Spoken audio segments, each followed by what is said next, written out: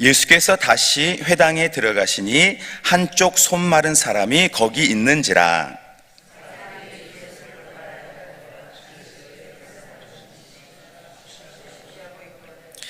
예수께서 손 마른 사람에게 이르시되 한가운데에 일어서라 하시고,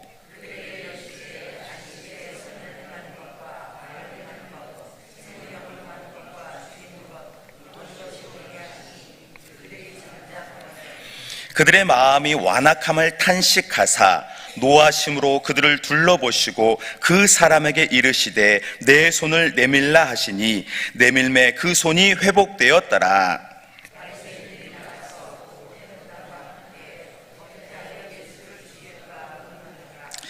예수께서 제자들과 함께 바다로 물러가시니 갈릴리에서 큰 무리가 따르며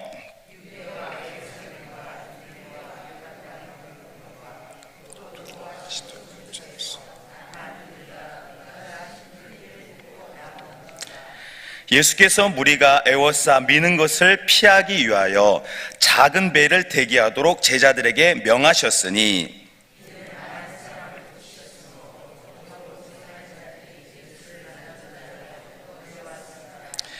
더러운 귀신들도 어느 때든지 예수를 보면 그 앞에 엎드려 부르짖어 이르되 당신은 하나님의 아들이다 하니 예수께서 자기를 나타내지 말라고 많이 경고하시니라. 아멘. 지난 시간에는 안식일의 주인이 누구신지, 또 안식일이 왜 존재하는 것인지 그 참 의미를 나누었었습니다. 하나님께서 구약시대 안식일을 제정하신 것은 바로 우리 사람에게 참 평안을 주기 위함이고 또 하나님을 예배하고 기억하기 위함이다라는 것을 나누었었습니다. 자, 그런데 오늘 이제 본문의 말씀을 보게 되시면 이 바리새인들이 주님을 이제 의도적으로 고발하려는 모습을 소개해 주고 있습니다. 예수님에 대한 말씀을 듣고 이제 예수님에 대한 미움과 분노가 커진 그들은 이제 노골적으로 어떻게 하면 주님을 넘어뜨릴까? 어떻게 하면 주님을 정죄할까라는 마음을 가지고 이제 예수님을 쫓아다니기 시작했던 것입니다. 그럼 오늘 그들이 어떤 방법을 썼을까요? 오늘 본문에 우리 2절 말씀, 우리 2절 우리 함께 읽겠습니다. 사람들이 예수를 안식일에 그 사람을 고치시는가 주시하고 있거늘. 이 바리새인들은 예수님께서 안식일 날 손 마른 사람, 아픈 사람을 고치시는가 안 고치시는가를 이제 주목했다라고 쓰여 있습니다. 보통의 일반적인 사람들이라면 내 주위에 아픈 사람이 있다, 도움이 필요한 사람이 있다라고 하면은 이렇게 도와주려 하거나 이렇게 지켜주려 하거나 그랬을 것입니다. 사람을 이용할 생각을 하지를 못하잖아요.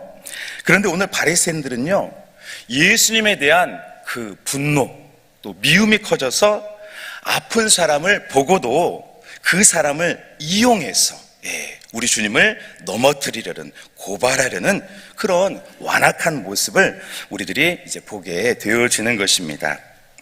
이 사단 마귀는 하나님이 사랑한 사람을 넘어뜨리고 어떻게든 유혹하려 하는 그런 의도를 가지고 있습니다. 할 수만 있으면 어떤 방법을 사용해서라도 사람을 이제 실족하게 하고 또 복음을 받아들이지 못하게 하려고 하는 것입니다. 때로는 이렇게 바리새인, 지식이 많다고 하는 바리새인의 완악한 마음을 통해서도 역사에서 이렇게 주님을 시험하는, 상상할 수 없는 그런 일들을 하게 된다라는 것입니다. 우리 모두는 그런 시험을 늘 이기고 오직 주님을 찬양하는 저와 여러분 되기를 원합니다. 오늘 우리 예수님께서는 그들의 중심을 아시고 되려 물어보시게 됩니다. 우리 4절 말씀, 우리 4절의 말씀 우리 함께 읽겠습니다. 그들에게 이르시되 안식일에 죽이는 것이 옳으냐 하시니 그들이 잠잠하거늘. 예수님은 바리새인들에게 물어보셨습니다. 안식일 날 그래 선을 행하는 것 아니면 악을 행하는 것 둘 중에 뭐가 더 옳으냐? 생명을 구하는 것 오히려 죽이는 것 너희가 볼 때는 어느 것이 더 낫고 옳겠느냐라고 물어보신 것입니다. 구약을 보게 되면 여러 말씀들이 있는데요. 그 가운데 신명기 22장 4절 말씀을 보게 되시면요. 내 형제의 낙이나 소가 길에 넘어진 것을 보거든 못 본 채 하지 말고 너는 반드시 형제를 도와 그것들을 일으킬지니라 라고 기록이 되어 있고요. 또 레위기 19장 13절에 보게 되시면 너는 네 이웃을 억압하지 말며 착취하지 말며 품꾼의 싹을 아침까지 밤새도록 내게 두지 말며 라고 기록이 되어 있습니다. 그러니까 구약의 여러 많은 말씀들이 형제 사랑, 이웃 사랑을 우리에게 명령하고 계시다라는 것입니다. 물론 안식일을 향한 그런 엄중한 말씀도 있죠. 그러나 성경 전체적으로 보면 우리 예수님께서 이렇게 아주 쉽게 정립해 주신 대로 하나님을 사랑하고 또 내 이웃을 사랑하라 라고 정리해 볼 수가 있는 것입니다. 그러니까 안식일 날 아픈 형제를 외면하고 모른 척하고 때로는 억압하는 것이 하나님의 참뜻이 아니다. 그를 살리고 또 구원하고 또 치유하는 것이 우리의 하나님의 본래 뜻이다라는 것을 우리들이 알게 되는 것입니다. 우리들도 이제 가끔 뉴스나 좋은 기사를 볼 때가 있습니다. 남을 위해서 헌신하고 또 남을 살리는 그런 기사를 종종 볼 때가 있습니다. 그럴 때 우리 마음속에는 어떤 기분이 듭니까? 그래도 살만한 세상이구나 라는 그런 좋은 기분과 행복감을 느낍니다. 왜냐하면 우리 사람은 그렇게 서로를 돕고 또 살리기 위해 존재하기 때문입니다. 우리 하나님도 그렇습니다. 하나님께서 본래 우리를 심판하기 위해서 혹은 정죄하기 위해서 우리에게 오신 것이 아니라 우리에게 참 자유를 주시고 또 구원하시고 또 능력을 주시기 위해서 우리 예수님이 이 땅에 오신 것입니다. 구약의 율법 또 안식일을 지키려고 사람을 외면하거나 무시하거나 정죄하거나 이렇게 곤란하게 하려고 오신 것이 아니라 그럼에도 불구하고 우리를 향한 사랑을 나타내시려고 우리 주님이 친히 낮아지셨고 또 우리와 함께 하심으로 여전히 우들 가운데 참 안식을 주시기 위해서 오신 것입니다. 그래서 오늘 우리 주님은요, 이 안식이라는 그 규정에도 불구하고 이 손 마른 사람, 이 병든 사람을 치유해 주신 것입니다. 왜냐하면 율법보다 사람이 더 중요하고 생명이 귀하기 때문입니다. 자, 이 모습을 보게 된 바리새인들은 어떻게 했을까요? 오히려 더 그런 주님을 보고 분을 내며 회당을 떠나게 됩니다. 자신들의 모습을 이제 회개하거나 내가 잘못했구나 라고 깨달았던 것이 아니라 더 예수님을 미워하고 오히려 헤롯 땅과 연합을 해서 이제 어떻게 주님을 고발할까?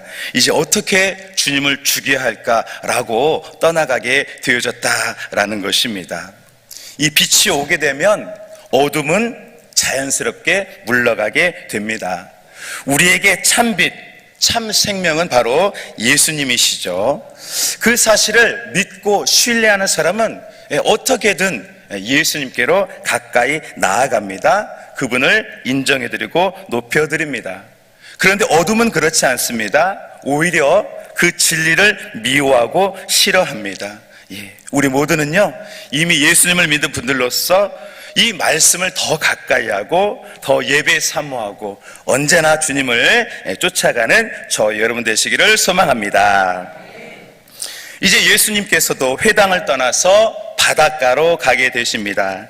그곳에 가보니 여러 수많은 사람들이 바닷가로 몰리게 되었는데요. 두로와 시돈 지방의 사람들, 또 요단강의 사람들, 여러 사람들이 바닷가로 몰려들게 되었습니다. 모두 다 예수님을 보기 위해서, 또 안식일을 지나서 또 여러 일들을 다 제쳐놓고 주님께 모였습니다. 왜 그렇습니까? 우리 주님은 차별하지 아니하시고 모두 다 영접해 주시고 말씀을 선포해 주셨기 때문입니다. 병으로 인해서 고생하는 사람들, 또 여러 또 물질적인 문제와 또 고통에서 신음하는 사람들이 다 우리 주님이 계신 그 바닷가로 다 모여들게 된 것입니다. 우리 오늘 8절 말씀, 우리 8절 말씀 함께 읽겠습니다. 유대와 예루살렘과 이두메와 요단강 건너편과 또 두로와 시돈 근처에서 많은 무리가 그가 하신 큰 일을 듣고 나아오는지라. 아멘. 수많은 사람들이 이두메와 요단강 또 두로와 시돈 사람들이 예수님을 보기 위해서 회당이 아닌 바닷가로 모여들게 되었습니다. 아마 이 바닷가에는 경건한 유대인들보다는 일반적인 보통의 사람들로 이제 가득 차게 되었을 것입니다. 스스로 율법을 다 지킬 수 없는, 또 재물 드릴 돈이 없는, 또 여러 가지 병마와 또 문제로 씨름했던 사람들이 모두 다 예수님이 계시는 바닷가로 모여들었던 것입니다. 왜 그렇습니까? 예수님께서는 율법을 가지고 사람을 재단하는 것이 아니라 은혜와 또 긍휼과 사랑과 진리로 사람을 바라봐 주셨기 때문입니다. 심지어 귀신 들린 사람조차 폄하하지 아니하시고 먼저 불쌍히 여기셔서 귀신을 쫓고 치유하셨음을 우리들이 확인하게 되는 것입니다. 어떻게 그럴 수 있었을까요? 바로 하나님 사랑과 사람 사랑을 우리 주님께서 직접 몸으로 보여주셨다라는 것입니다. 바로 우리들에게 참 안식과 또 기쁨, 또 평강을 주시려고 우리 주님은 사람들을 찾아오셨고 모두 다 영접해 주신 것입니다. 오늘을 사는 우리들 또한 바쁜 일상을 보내며 삽니다. 때로는 내가 얼마나 힘든지 또 아픈지도 모르고 살아갑니다. 또한 나의 부족함도 느끼며 살아갑니다. 이 경쟁 사회 속에서 산다는 것 그 자체가 얼마나 고단한 일인지 모릅니다. 그러나 그렇기 때문에 우리 주님께서 이 땅에 오셨고 우리와 함께해 주십니다. 바로 우리에게 참 안식과 또 기쁨, 또 소망을 주시려고 우리를 찾아오셨고, 때로는 회당에서, 때로는 바닷가 삶의 현장에서도 우리를 치유하시고 불러 사용하는 것입니다. 저와 여러분들도 예수님처럼 긍휼의 마음으로 남을 품을 수 있는 선한 분들 되기를 원합니다. 우리 주님처럼 사람을 율법의 잣대로 정죄하는 것이 아니라 품어주고 또 용서해주고 영접할 수 있는 존귀한 분들 될 줄로 믿습니다. 자, 예수님께서는 한 작은 배를 대기하도록 제자들에게 말씀하셨습니다.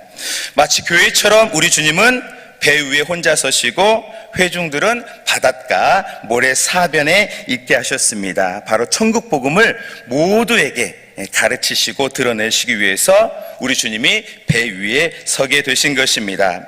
그렇습니다. 우리 주님은 사랑하는 제자들과 또 회중을 위해서 말씀을 전해 주셨습니다. 진리가 무엇인지, 하나님의 숨겨진 참 의도가 무엇인지를 밝히 나타내 주셨습니다. 또한 그들 모두에게 하나님의 나라, 하나님의 안식을 주셨던 것입니다. 그래서 수많은 사람들이 예수님께로 몰려들었던 것입니다. 심지어 귀신들도 예수님을 인정했다라고 하는데요. 오늘 본문의 11절에 보게 되면 그 귀신들이 엎드려서 당신은 하나님의 아들이십니다 라고 인정하고 떨었던 모습을 보게 됩니다. 그렇게 주님의 권능이 모든 사람들에게 차별 없이 드러나게 된 것입니다. 이제 말씀을 맺겠습니다. 진리를 사랑하는 사람, 또 하나님을 사랑하는 사람은 늘 예수님께로 오게 됩니다. 예수님께서는 그런 우리들을 차별하지 아니하시고 영원한 사랑으로 치료해 주시고 만나 주십니다. 그리고 우리가 지고 있는 모든 짐들을 대신 짊어 주십니다. 우리들이 먼저 해야 할 것은 그런 예수님을 쫓아가는 것이고 예수님과 함께 하는 것입니다. 예수님께 붙어 있는 것입니다. 또 예수님으로 말미암아 우리가 모든 것을 이기며 사는 것입니다. 우리를 위해 이 땅에 오신 그 예수님을 우리들이 날마다 쫓아가고 또 따르고 묵상하면서 주님으로 말미암아 우리도 참 안식을 누리고 승리하는 저 여러분들 되시기를 소망합니다. 아멘. 기도하겠습니다.